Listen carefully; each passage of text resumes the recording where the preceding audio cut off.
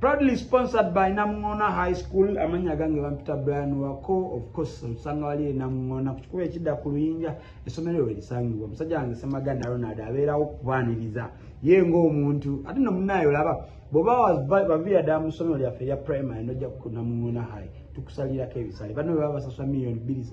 tuition gwatosasula half bwano baba basasula mitwalo 8 tuition gwate tukusayako n'ebigambo manyi ojja tuwachana katatu kuchoba okola soko ogenda wali urban parents otekayo omwana mu primary wamala okuyita najja mu secondary Namungona High tujja musalirako fees ajja kubasasula half nako olwaleero mbategeze nti amanya gange bampita Brian wako tugenda tambula ne Namungona High School all the way wano ku YouTube channel yaffe emanyikidwa nga Kaliro Boy so tuyita wa Superstar Kids nga tutunulira bingi okutwaliza wamu naye kyenja bagamba leero kyekyokuba nti no mukyala gwe bayita Evelyn Lagu avuddeyo n'ategeeza nti no bannaye mulekerawo okumanyira Spice Diana she deserves something better alina omutima oguyamba oluvannyuma lwa no social media aba netizens bavuddeyo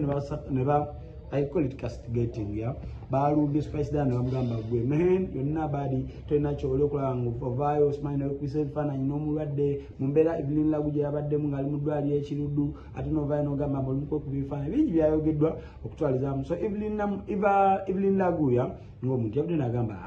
kyemukola si kirungi akaana ka Spice Diana akanyambye ebbanga lyonna ka Facebook everywhere because olwekyo ekikola kyakola yesi kyali kirungi ogenda mu ddwaliro n'akola ki nakyalira ku mulwadde namutwalira Katonda probably n'okumuwaayo kasente but above all yeekubya ebifaananyi n'omulwadde abantu kye bagamba muno privacy y'omulwadde 1 2 then why would she edit out the pictures not editing out za mulwadde bingi social media okubye Spice Diana ever since but Evelyn Lagu oyo gwe bagenda okulaba bannaye avudde n'akola post n'agamba nedda kyemukola si kirungi bannayuganda mwebeerere mumulekerawo okuvuma abantu abayamba newankubadde ate abamukuba abavuma tebavanga okugamba nti no Evelyn Lagu tumuweeyo akatonda Evelyn Lagu tumugulyeyo bwekiti naye ate bavaayo okumukalakata bukalakasi ate nga ye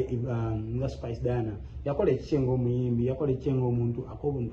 katusigalamu n'agenda n'ayamba Eva ate bannayuganda ne batandika okuba nga bamusabula mu ngeri emu oba endala ekintu ekitali kirungi kavudde n'agamba mwesonyiwe Spice Diana alina omutima oguyamba talina mutima gwa nkwe talina mutima gwange talina mutima gwa